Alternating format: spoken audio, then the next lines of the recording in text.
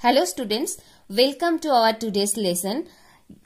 In earlier class, we discussed about cyclotron and force on current carrying conductor in a uniform magnetic field. So in today's class, we shall discuss force between two parallel current carrying conductors, and related to this topic, we shall solve one numerical problem, this number 2, and then we shall learn what is the force between two current elements. Next, comparison of magnetic and electric forces acting between two moving charges. And the last topic for today's class is current loop as a magnetic dipole. Okay, so let's start with our first topic. So first topic is force between two parallel current carrying conductors. So from this figure you can see, so we have to consider two long straight parallel wires separated by R, a distance R, and carrying currents I1 and I2 in opposite direction as shown in figure 13.1 or figure A, that is repulsion 1. Okay, so wire 1, which carries a current I1, sets up a magnetic field B1 at wire 2. As we have seen, a magnetic force acts on a current carrying conductor when the conductor is placed in an external magnetic field. Since a current in a conductor creates its own magnetic field, it is easy to understand that two current carrying wires placed close together will exert magnetic forces on each other. So from this figure, the magnitude of the magnetic field at wire 2, we can write, what is the magnitude of the magnetic field? B1 is equals to mu naught I1 divided by 2 pi R. We can give this equation number, say 1. Now, along a direction perpendicular to wire 2, as indicated in the figure, the consequent magnetic force acting on length capital L of wire 2 is given in magnitude by F. So we can write F is equals to I2 L B1 sine 90 degree, because we know F is equals to BIL sine theta. Here theta is equals to 90 degree because the two wire magnetic force acting, the magnitude of the magnetic field is along a direction perpendicular to wire 2. That's why perpendicular means sine theta, theta is 90 degree. So F is equals to I2 L B1 sine 90 degree. Now from equation 1 we can put the value of B1, and if we put the value of B1, we shall get F is equals to mu naught L I1 I2. B1 means mu naught I1 by 2 pi R. Mu naught I1 divided by 2 pi R. And what is the value of sine 90 degree? The value of sine 90 degree is 1. And if we put the value of B1 here, then we will find F is equals to mu naught L I1 I2 divided by 2 pi R. Now we can rewrite this in terms of the force per unit length of wire 2 as, so now if we write force per unit length, suppose this is small f and small f is equals to capital F by L. So we have to divide this by L. So if we divide by L, so L cancel out, what we get?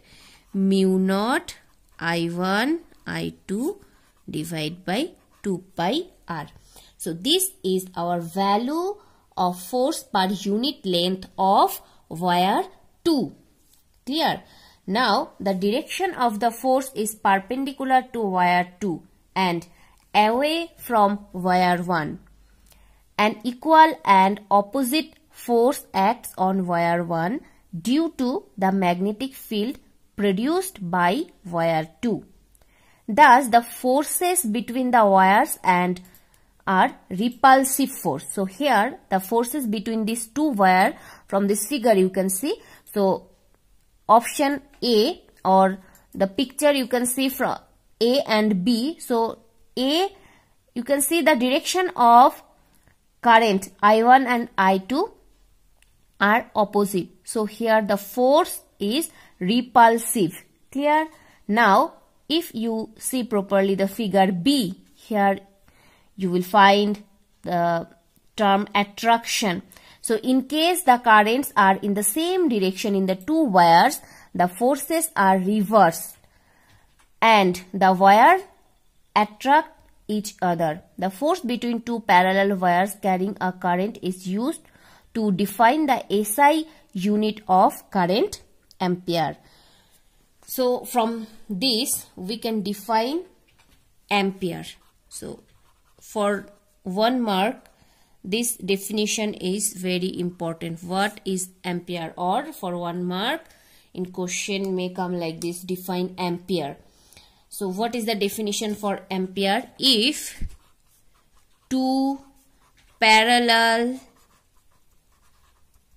infinitely long wires 1 meter apart carry the same current and the force per unit length on each wire is 2 into 10 to the power minus 7 Newton meter inverse, then the current is defined to be 1 ampere. Okay. Now let's move on the next problem, that means numerical. What is the numerical problem? Two long parallel straight wires are separated by a distance of 0.2 meter. So distance is given, okay, and carry currents of 10 ampere and 8 ampere. So the value of currents I1 and I2 is also given.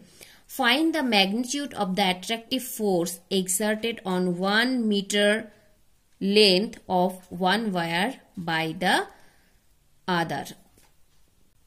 Okay, so let's solve our numerical number 2. So the magnitude of the attractive force per unit length, just we derived the formula. See, you can see F is equals to F by L. What is the formula? Mu naught I1 I2 divided by 2 pi r. So we have to apply this formula only. So first we can write F is equals to mu naught I1 I2 divided by 2 pi r. That means the magnitude of the attractive force per unit length of one wire is F is equals to mu naught I1 I2 divided by 2 pi r. Now what is the value for mu naught? Mu naught, remember, mu naught is equals to 4 pi into 10 to the power minus 7 and unit is Tesla meter ampere inverse. Next, what is the value for current? Current value is given 10 ampere and 8 ampere. So 10 ampere and 8 ampere. Now 2 pi into r. What is the value for r? 0.2 meter. Okay. So now if we calculate, what is the value for pi? I think all of you know. Pi means 3.14 or 22 divided by 7, the value of pi. Now if we solve this, then we shall get 8.0 into 10 to the power minus 5 Newton. What is the unit for force? The unit of force is Newton. Clear? Okay, let us move to our third problem. So what is our third topic? Force between two current elements. Okay, so from this figure you can see this figure shows two parallel current elements DL1 and DL2. The bold lines DL1 and DL2 from this figure you can see, and the value for current is I1 and I2 respectively, placed at a distance r apart. So what is the distance between two current elements is r, small r. Clear?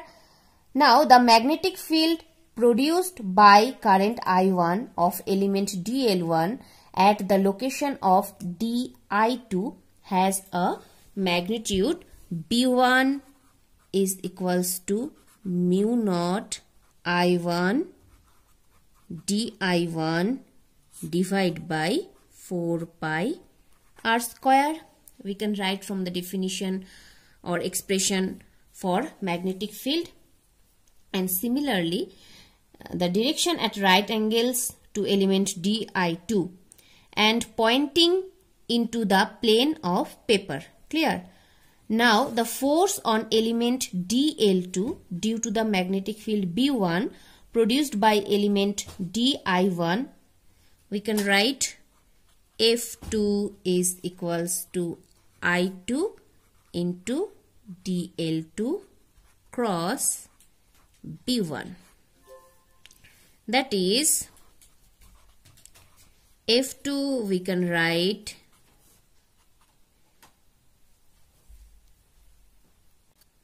so if we put the value for B1 here, then we shall get F2 is equals to mu naught I1 I2 DL1 DL2 divided by 4 pi r square. And what is the unit vector?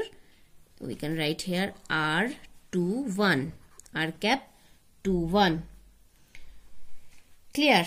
Where what is r cap 21 is a unit vector from element DL2 to element DLY. R21 is a unit vector from element DL2 to DL1. Okay, similarly, the force on element DL1 due to the current element DL2, we can write F1 is equals to mu naught I1 I2. So earlier it was DL1 DL2. So here also DL1 DL2 divide by 4 pi r square, and now the unit vector is R12. What is R12? Where R12 is a unit vector from element DL1 to DL2. Okay, DL1 to DL2, R12 unit vector. Okay, so as R21 is equals to minus of R12, so as unit vector R21 from this figure you can see unit vector R21 is equals to minus R12. We know from the definition of unit vector R21 is equals to minus R of 12. So then we have F2 is equals to minus F1. So these forces are equal and opposite. They are attractive when the current I1 and I2 are in the same direction and repulsive when the currents are in opposite direction. Okay, so these two forces are attractive when the direction of current are opposite, and when the direction current is same, then these two forces are repulsive force. Clear? Okay. Now next move on our next topic. So what is our next topic? Comparison of magnetic and electric forces acting between two moving charges. Okay. So the magnitude of the electric force between charges Q1 and Q2. Suppose we have two charges Q1 and Q2 and distance between them is R. Then from Coulomb's law, we can write Fe is equals to Q1 Q2 divided by 4 pi epsilon naught R square. Give this equation number 1. Okay, we know this formula from Coulomb's law, already discussed in our earlier classes.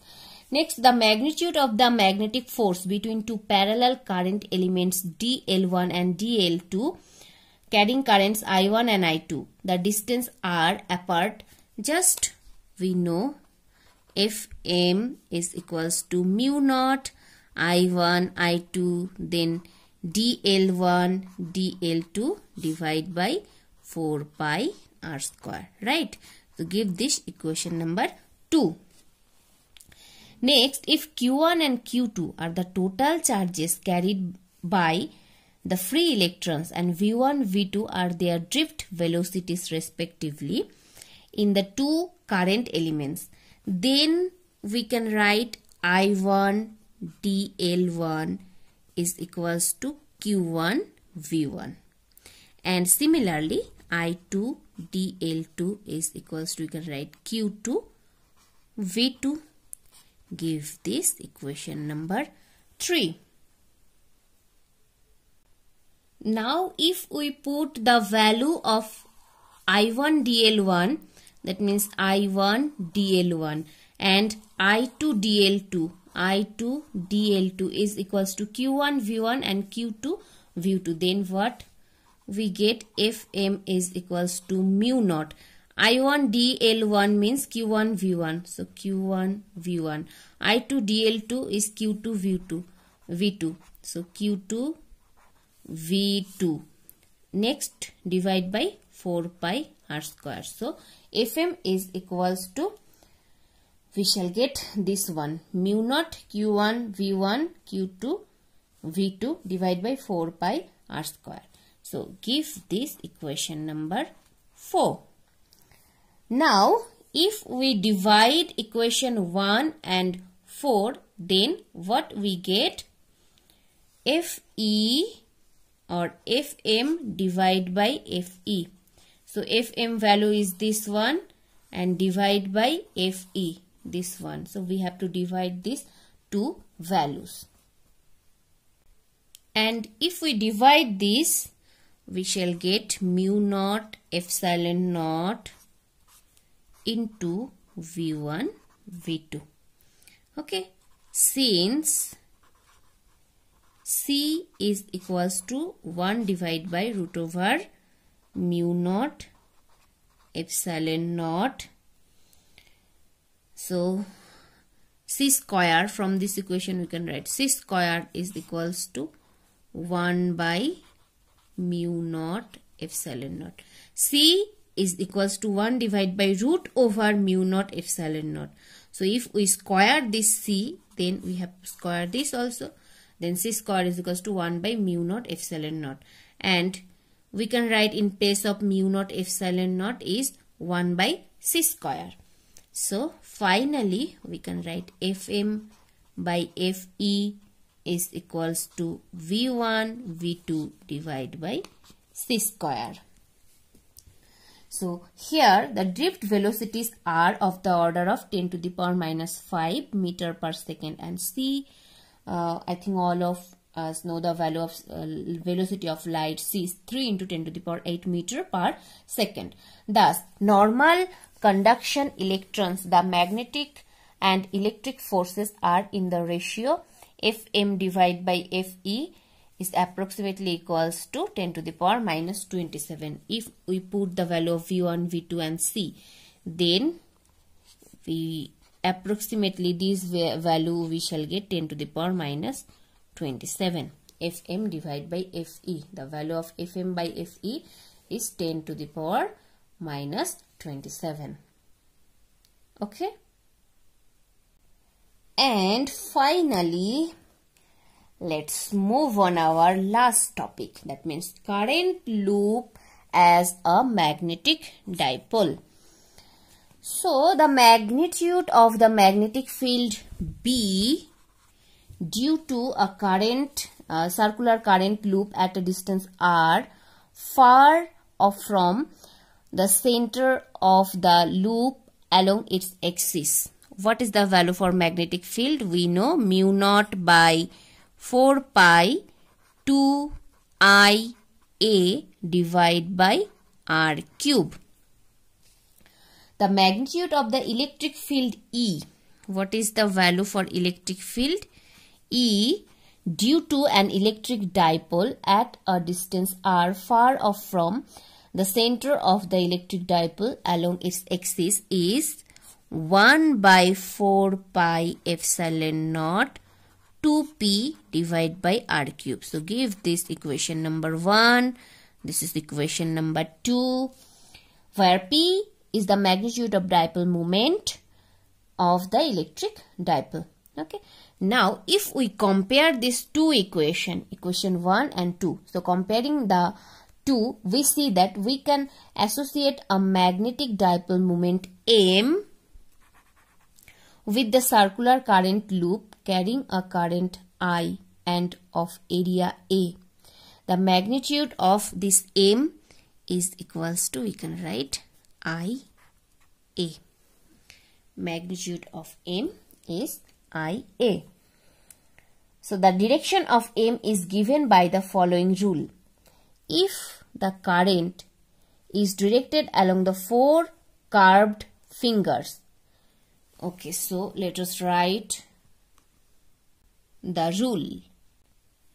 If the current is directed along the 4 curved fingers of the right hand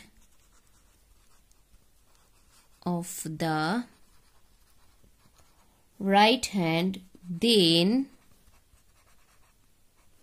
the extended thumb points in the direction of the magnetic field. So this is the rule. The direction of M is given by this rule. The above result is true for any planar current loop irrespective of its shape. Okay, I repeat. The above result is, or this result is true for any planar current loop irrespective of its shape. Okay, so that's all for today's class. Thank you so much for watching the video.